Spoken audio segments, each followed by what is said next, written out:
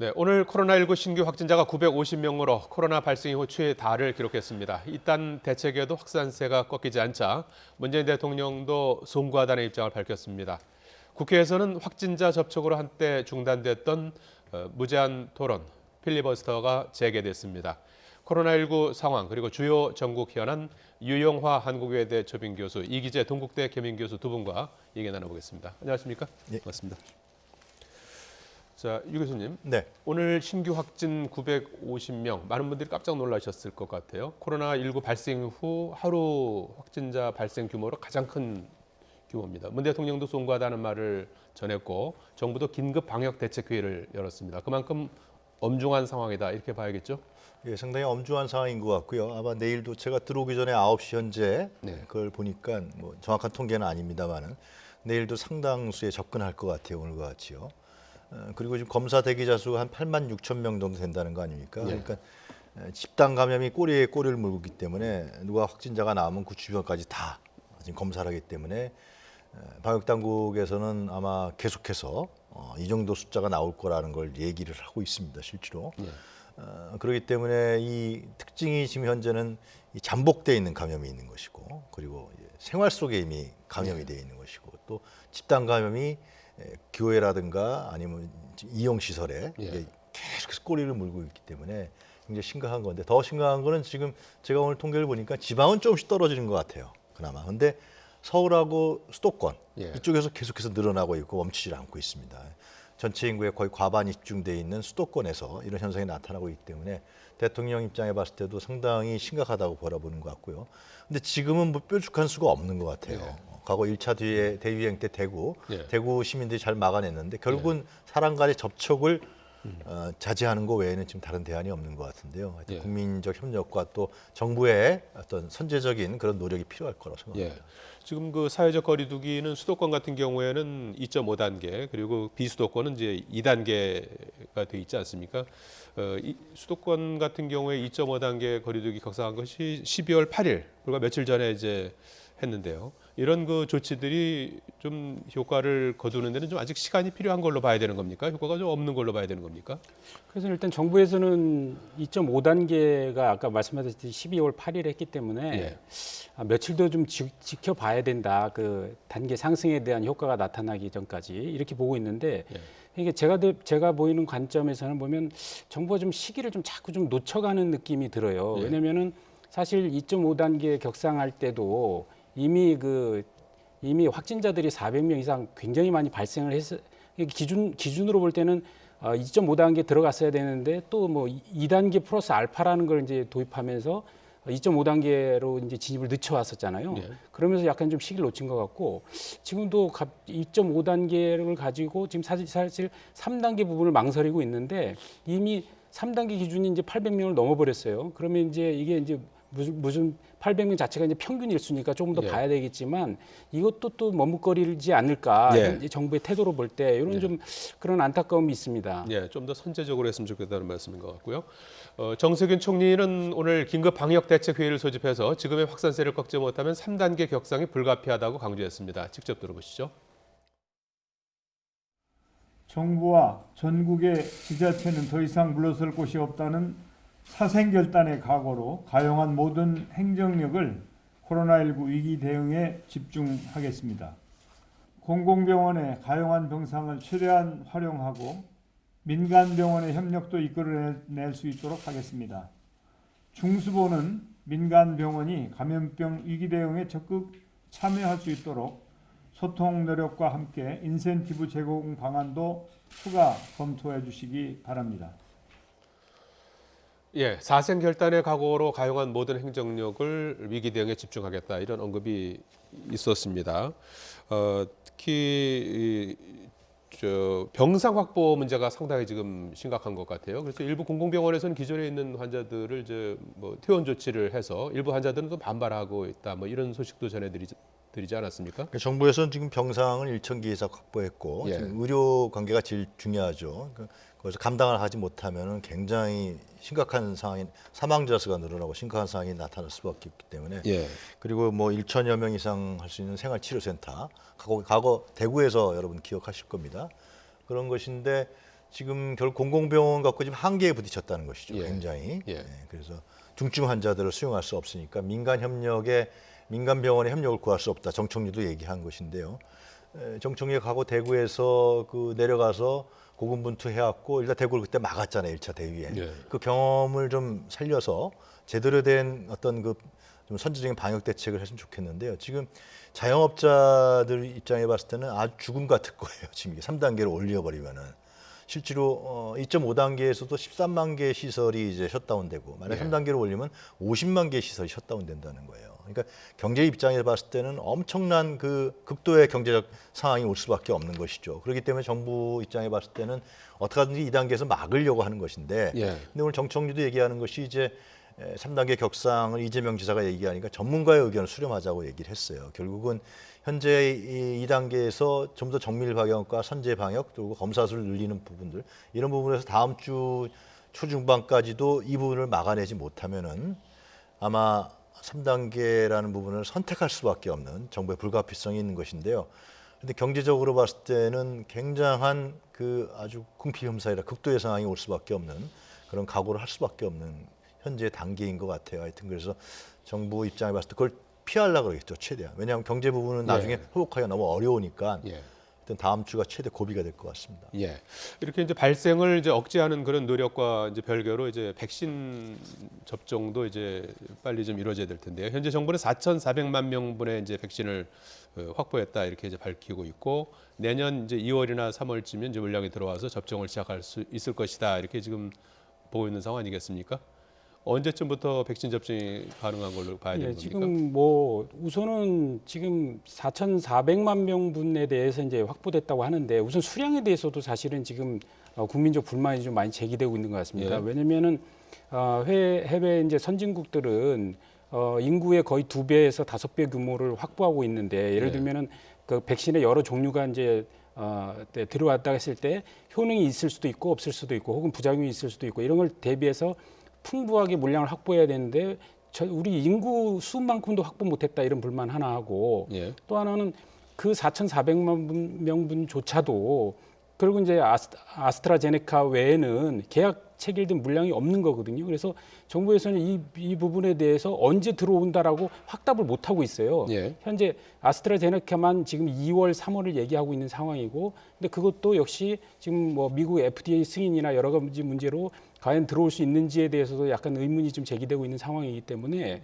정부가 이 문제에 대해서는 좀 더 집중력 있게 이 문제에 대한 국민의 의혹을 좀 풀어줄 필요가 있다고 생각합니다. 예, 기본적으로 정부는 백신 부작용 같은 그 위험성, 지금 실제로 이제 일부 부작용들이 나타나고 있기도 한데 이런 부분들을 좀 보면서 조금 늦게 해도 된다 그런 입장으로 봐야 되는 건가요? 그러니까 지금 이제 우리나라 확진자 수가 급격하게 늘어나니까 예. 국민들 불안과 백신에 대한 기대감들이 증폭되는 것 같은데요. 저는 영국하고 미국하고 우리나라 상황은 상당히 달랐다. 네. 방역 시스템 자체가. 그러니까 미국 같은 경우는 지금 하루에 한 20만 명의 확진자가 일어나고 약 1,700만 명의 누적 확진자가 있지 않습니까? 영국이나 유럽 같은 경우도 하루에 한 10,000명 이상씩. 그리고 평균적으로 한 170만에서 180만 정도의 누적 확진자가 있습니다. 한국 상황은 이제 다르죠. 그렇기 때문에 영국이나 미국 또 유럽 같은 경우는 방역 수단 자체가 우리 같은 거리두기라든가 방역 시스템이 아니라 백신밖에 없었던 거죠. 수단 자체가. 그러니까 백신을 이제 놓는 거죠. 막 예. 접종시키고 왕세자도 하고 이게 문제가 없다라고 하지만은 말씀하신 대로 부작용이 나타나고 미국에서도 약 47%만이 백신을 접종하겠다고 나오고 있단 말이죠. 그래서 우리 한국의 판단은 맞는 것이죠. 한두 달 정도 본 다음에 내년 2월경에 그 상황을 본 다음에 백신을 접종하자 전반적으로. 그래서 거기에 맞춰서 수량을 확보해 나간다는 것이 맞다. 그래서 그런 준비를 해나가는 것인데요. 부작용이 일어나면 안 되는 거니까요. 근데 저는 그런데 이제 최근에 이제 이런 확진자가 늘어나니까 백신에 대한 확보라든가 이런 부분에 대해서 좀 더 시급하게 진행되는 거 아니냐. 그런데 그 당시의 판단으로 봤을 때는 지금도 만약에 이것을 이제 3단계로 올리지 않고 3단계 상황을 가더라도 이 정도 선에서 막으면은 백신의 부작용을 막으면서 내년 2월 정도에 이렇게 백신을 접종하는 이런 방향이 정석인 것이죠. 예. 저는 이제 그 외국의 이제 백신의 부작용의 그 상황을 보면서 우리가 하겠다. 그래서 늦췄다. 이건 좀 말이 안 된다고 생각합니다. 국가마다 뭐 기본적으로. 상황은 조금씩 다를 수 있겠죠. 그러니까 기본적으로 백신은 확보해 놓고 예. 저희가 이제 접종 시기는 조정할 수 있지 않습니까? 예. 계약을 해놓고 시기는 통제할 수 있기 때문에 지금은 문제는 계약조차 지금 해놓지 않았다는 거죠. 그러니까 물량이 확보가 안 돼 있는 상황이란 말이죠. 예. 이런 상황에서 지금 물량 확보에 대해서 문제를 제기하니까 저 미국이나 뭐 영국이나 이런 심한 나라들의 상황을 보면서 우린 천천히 하려고 했다. 이건 좀 핑계라고 저는 생각을 하고요. 예. 저는 옳지도 않다고 생각합니다. 기본적으로 우리도 백신은 각국의 경쟁의 대열에 뛰어들어서 우리도 확보할 거면 확보해 놓고 시기 조정을 했어야 된다. 이게 맞다 이렇게 아니 봅니다. 근데 그 백신 부분에 대해서는 언론 보도에서 수차례 나왔고 방역당국도 발표했지만 일단 아스트라제네카에서는 천만 명을 확보한 거 아니면 계약을 했고요. 그거는. 그리고 임상 시험에서 우리 한국 당국에서 그건 판단하는 문제고 미국 예. FDA가 아니고요. 그 다음에 부분도 지금 종결 단계고 계약하고 있고 그래서 4,300만 분에 대해서 내년 2월까지 충분히 확보 가능하다. 더 필요하면 더 하겠다. 근데 그것이 이제 뭐 거짓말이라든가 허공 있는 그거는 사실은 뭐 아닌 것이죠. 진행을 하고 있는 것이고 예. 더 확보해 나가겠다는 것인가. 그러니까 그건 방역 당국의 말을 저는 믿어야 된다고 보여요. 시기의 문제지 뭐 그 4,400만 명분 확보했다는 것은 정부의 어떤 공식 입장으로 지금으로서는 이제 그렇게 저희가 이제 믿어야 될 그런 내용이 아닐까 싶습니다. 국회 상황을 잠깐 좀 얘기를 해봐야 될 것 같은데요. 지금 그 국회에서 필리버스터가 진행이 되고 있지 않습니까? 그런데 오늘 저녁에 들어온 소식에 따르면 민주당이 코로나19 방역 대응을 위해서 종결 동의서를 제출했다고 해요. 향후 절차가 어떻게 되는 겁니까? 그 180명을 이제 3분의 1을 해야 되는 것이죠. 예. 확보해야 되는 것인데 지금 민주당 의원들 현역 113명에다가 무소속에다가 그 다음에 이제 열린민주당 기본소득당 180석이 되는 모양이에요. 그렇게 해서 이제 종결을 하겠다라는 것인데 본래는 이제 종결에 대해서 좀 더 할 수 있지 않냐 이런 여론이 있었던 거로 알고 있어요. 당내에서 민주당 내에서도. 그런데 최근에 이런 국가적 위기 상황, 방역 문제가 이제 떠오르니까 코로나19 확산 문제가 떠오르니까 그러한 여론도 있는 것이죠. 그러니까 국회에서 이 필리버스터를 통해 갖고 정치 공세만 하는 부분들이 계속해서 연말까지 간다는 것은 이런 국가적 위기 상황에서 문제가 있는 것이 아니냐. 그러면서 이제 민주당에서 그런 결정을 내린 것 같은데요. 예. 그런데 이제 야당에서는 이거 코로나19 갖고서 야당의 말문을 막는 거 아니냐. 그런데 이러한 또 논박이 있는 게 사실입니다. 그런데 이제 지금 필리버스터를 거는 것은 국정원법하고 그다음에 남북관계 기본 발전법이거든요. 전단 문제 두 가지인데 그것은 사실상 내일까지 하면 4일 동안은 전 충분히 한다고 보여져요. 그 다음에 부분들은 그것 때문에 그 두 법 때문에 필리버스터를 건 거거든요. 그런데 이제 그 야당 의원들은 이걸 갖고서 다른 부분까지 다 합쳐서 지금 국회에서 하고 싶은 말 다 하고 있단 말이죠. 근데 뭐 여유가 있다면 그렇게 하겠지만은 지금 상황에서는 이렇게 되면 국회가 계속 공전되는 것이고 이런 위기 상황에서 국회가 해야 될 일이 굉장히 많은 것이죠. 상임이라든가 이런 쪽에서 얘기를 풀어나가면 되지 않느냐. 그런데 제 생각에는 지금 국정원법하고 남북관계 기본발전법에 대해서 어느 정도 좀 필리버스터 나온 내용도 민주당 좀 받아들여서요. 그렇게 해서 지금 필리버스터 그거를 뭐 하루 정도나 이틀 정도도 하고 그렇게 협상을 해서 합의하에 종결하고 그리고 관련 법들 처리하고 또 상임위에서 또 코로나19 위기 상황에 대해서 국회에서 논의하는 이런 부분들도 함께 가는 것이 좀 맞지 않냐 그런 생각이 듭니다. 예, 처음에 그 여당은 이제 야당의 입장을 이제 존중해서 필리버스터를 이제 그 허용하는 걸로 그러니까 강제로 종료시키지 않는 걸로 이렇게 이제 했다가 이제 입장을 좀 바꾸지 않았습니까? 물론 이제 오늘 갑자기 이제 코로나 확진자가 쏟아져 나오면서 여기에 이제 우리가 좀 더 치중을 해야 되기 때문에 필리버스터를 좀 그만했으면 좋겠다 이런 입장으로 이제 바뀐 것 같아요. 야당으로서는 이제 어떤 선택을 할 수 있겠습니까?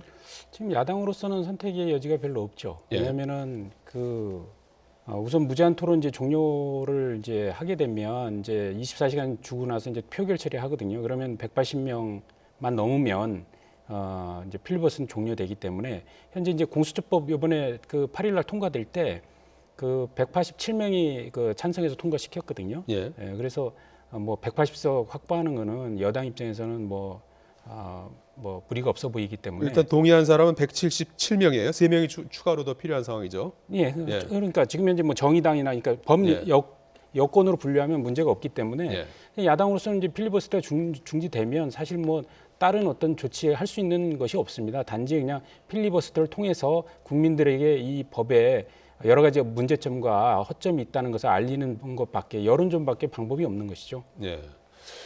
자, 이 어제 새벽까지 이어진 그리고 지금도 이제 그 필리버스터가 이어지고 있습니다만은 그 공수처 관련한 내용도 필리버스터 내용을 통해서 계속해서 그 발언이 나왔는데요. 주요 발언 잠깐 들어보시겠습니다.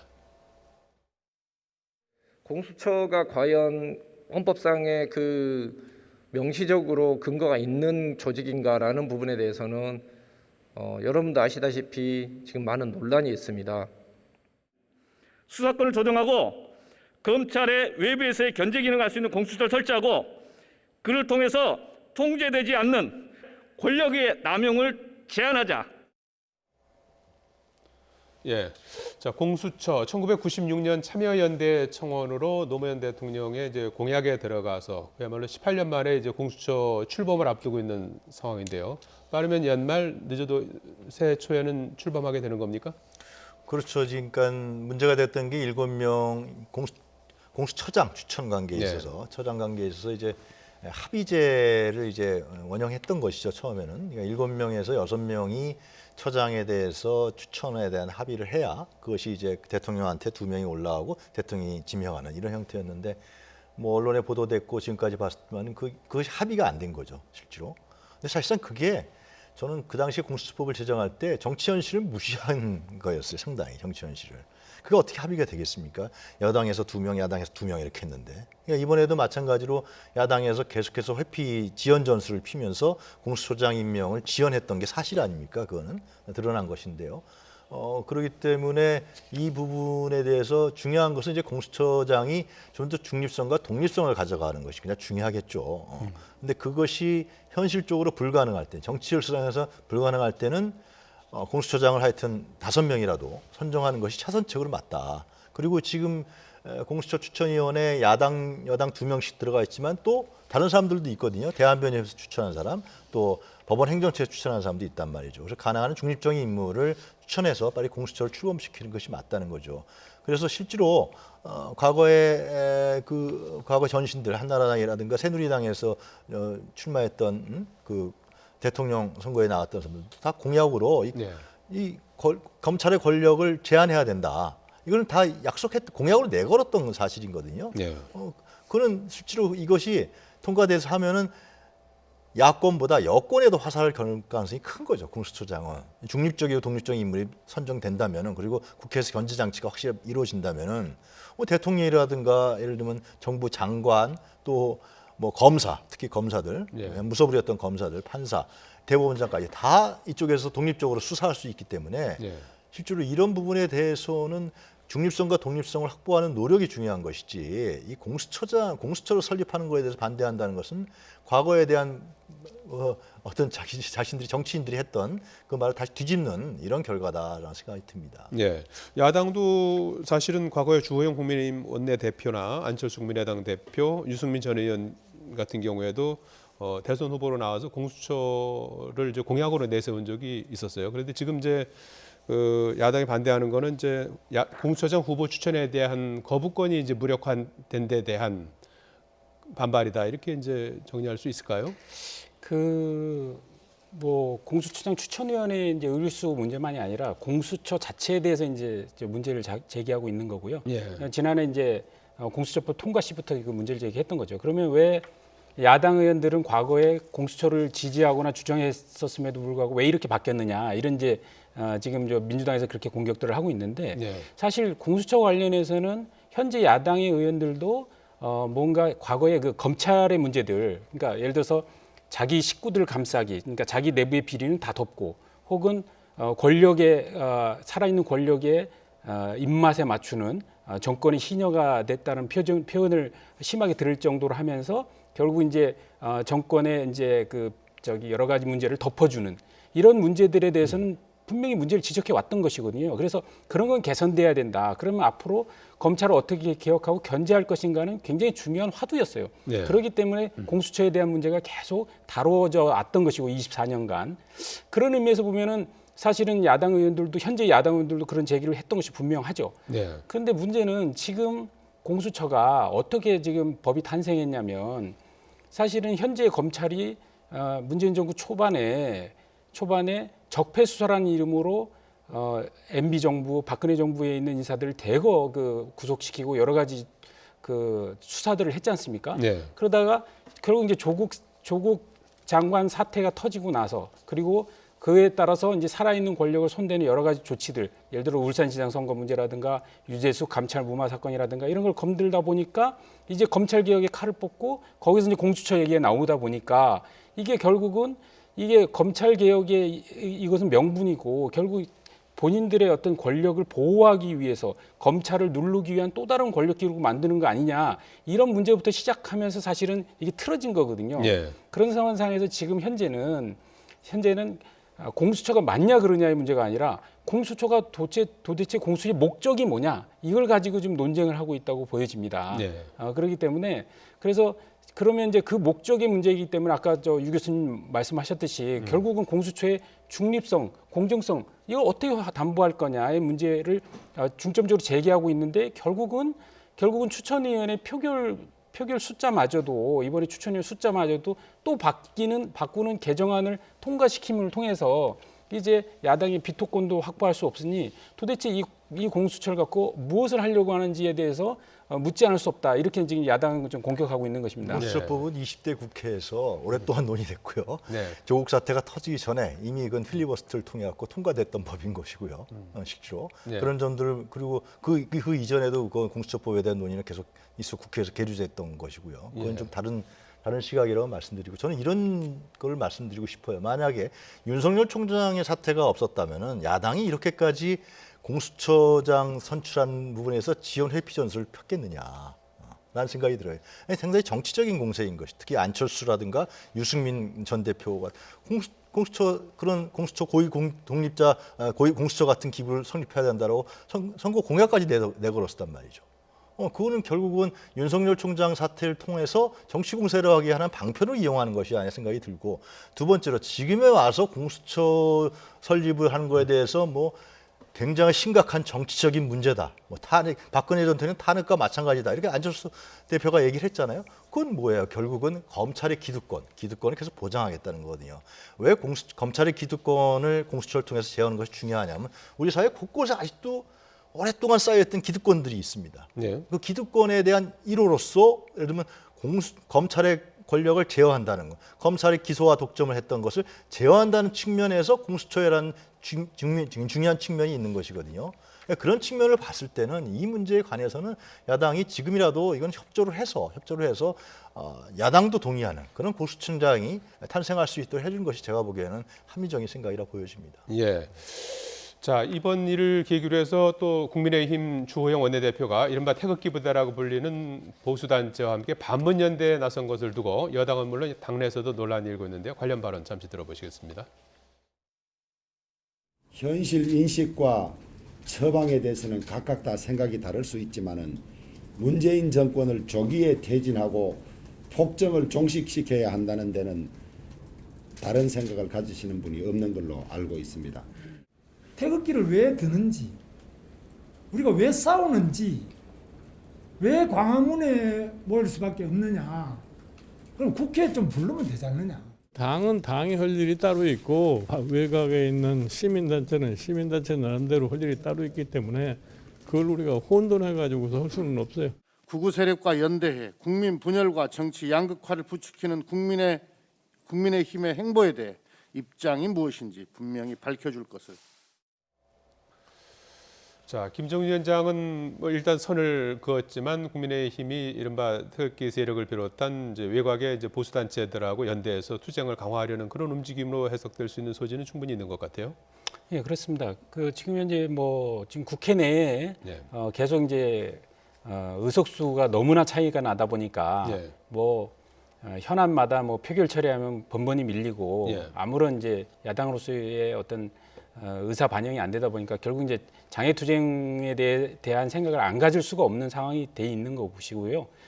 그러다 보니까 이제 계속 좀 더 강한 투쟁을 요구하는 소위 얘기해서 이제 광화문의 이제 태극기 부대의 그런 어떤 성향의 강성 지지자들의 그런 요구에 당이 좀 발맞춰 가야 되는 거 아니에요? 이런 이제 지적들이 있는 건 사실이지만 지금 국민의힘은 그것에 대해서 크게 동조하거나 이럴 생각은 없고요.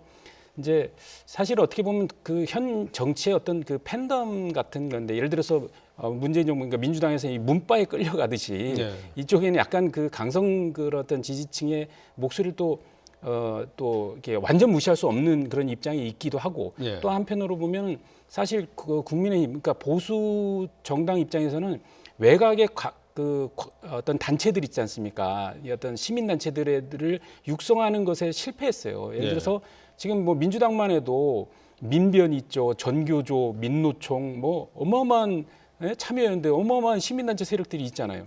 그런 데서 정당이 못 해준 역할들을 해주고 있거든요. 근데 이쪽 국민의힘에는 당 외에는 전부 정치적인 태극기 부대 같은 이제 강성 어떤 그런 지지층만 지지 그룹이 있는 거거든요. 그래서 지금 이제 사실 국민의힘 입장에서도 굉장히 곤욕스러울 텐데 예. 앞으로는 좀 외곽에 좀 든든한 보수 시민단체들을 좀 전문성을 가진 예, 시민단체를 알겠습니다. 육성하는 것도 큰 과제일 것 같습니다. 시간이 뭐 거의 다 돼서 윤석열 검찰총장 징계 관련한 얘기 끝으로 좀 잠깐 해봐야 될 것 같습니다. 다음 주 화요일에 이제 두 번째 징계위원회가 열리게 되는데요. 그제 열린 징계위원회에서는 윤 총장 측의 기피 신청, 징계위원이 5명인데 4명에 대해서 기피 신청을 했는데 이제 기각을 했어요. 기각이 됐어요. 이걸 두고 이제 조국 전 장관은 옳은 결정이다 이렇게 이제 이런 입장을 밝혔는데 어떻게 평가하십니까? 그러니까 이 윤석열 총장이 헷갈리지 말아야 될 건 뭐냐면 징계위원회는 자신을 징계하는 위원회지 재판이 아닙니다. 이것은 뭐 변호사가 있고 검사가 있고 하는 게 아니에요. 그리고 우리나라 지금 추미애 장관이 징계위원을 임명한 거에 대해서 이게 위헌이라 그러는데 그건 대법원도 마찬가지고 모든 각 부처의 징계위원회는 그 장이 다 임명하게 돼 있습니다. 이걸 다 바꿔야 되는 게 그게 위헌이라 그러면 다 바꿔야 되는 거예요, 실제로. 그럼 그 부처의 장이 해당자가 있을 땐 징계위원회를 열어서 또 징계위원은 그 해당 부처의 장이 임명하게 돼 있는 거거든요. 그런데 이제 그 윤 총장이 계속해서 기피 신청하라고 공정성을 문제 삼고 하니까는 지금 사실상 윤 총장의 그 요구 조건을 거의 다 들어줬죠. 뭐냐면은 그 감찰 기록에 대해서 복사해달라고 해서 다 복사해주고 또 열람하게 해주고 실제로 그 다음에 뭐 기록을 남기자 그래서 속기사까지 다 기록을 남기는 거 아닙니까? 그리고 뭐 증언 부분에 대해서는 그걸 녹취하자 그래서 그것도 녹취하자 예. 증인 부분에 대해서는 녹취하는 그런 결론을 내렸고 또 이제 증인 부분에 있어서도 4대4로 동일하게 갔고 이 정도 부분이면은 사실상 현재 징계위원회가 할 수 있는 부분들은 전 최대한 했다고 보여져요. 예. 근데 왜 윤 총장이 자꾸만 그러냐? 기피 신청 걸고 또 기피 신청하고 또 위원장까지도 기피 신청하는 건 이유는 뭐냐 하면 제 생각에 윤 총장이 고도의 정치적 생각을 하고 있는 것이죠. 이렇게 해서 자기 자신이 부당하게 정치적 압력에 의해서 총장직을 사퇴할 수밖에 없었다는 걸 자꾸만 드러냄으로 인해서 자기 자신이 그렇게 사퇴할 수밖에 그러한 어떤 정치적 연출에 대한 생각이 고도로 있는 것이 아니냐라는 것인데 이것은 어차피 징계위원회가 국민적 판단할 수밖에 없는 거거든요. 이건 공개할 수밖에 없는 것이 공정하게 안 하면 이건 사실상 굉장히 역풍을 맞게 됩니다. 그래서 이제는 좀 차분하게 징계위원회에 임하는 것이 그래서 좋지 않을까 생각합니다. 이 윤 총장 측은 이제 베일에 쌓여있던 징계위원들 몇 면이 이제 공개되면서 이제 공정성 부분에 대한 이의를 제기하고 있는 상황이죠. 네, 그렇죠. 지금 뭐 어쨌든 징계위원회가 열렸고 거기에 참여한 사람들을 봤을 때 기피 신청도 했고, 근데 기피 신청이 받아들이지 않았고 그런 상황에서 지금 뭐 거기에 참여했던 분들이 한 분 한 분의 그 동안의 발언들 이런 걸 볼 때 이거는 그동안 이제 어떤 윤석열 총장이 징계와 관련한 공정성을 확보하기 어렵다. 이런 차원에서 문제를 지금 계속 제기하고 있는 것이고요. 제가 볼 때는 어차피 징계는 피할 수 없을 것이다 이렇게 예상하는 것 같고 그 다음에 이제 법적 대응, 법원에서 이제 법적 대응을 할 때 어떤 이 절차의 문제, 그 다음에 이런 어떤 징계위원회 구성의 문제들을 이제 구성의 문제와 관련해서 이제 법적 절차에 들어갔을 때 주도권을 쥐기 위한 치열한 수싸움이 전개되고 있다고 봐야 될 것 같습니다. 다음 주 화요일에 징계위원회가 열리는데 온 국민이 지켜보고 있는 만큼 좀 납득할 만한 결론을 내줬으면 좋겠습니다. 지금까지 전국 주요 현안 유영하 한국외대 초빙 교수, 이기재 동국대 겸임 교수 두 분 수고해 주셨습니다. 고맙습니다.